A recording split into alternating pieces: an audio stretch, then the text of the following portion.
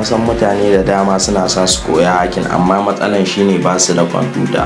To in ka san kana da wayanka na hannun Android zaka iya amfani da shi wajen hacking.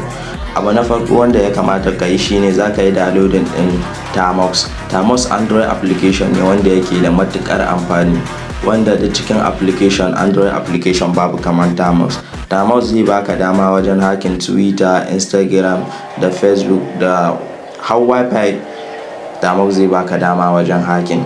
Duk mai ka sani Tamox yana da amfani sosai wajen hacking din social media, website menene.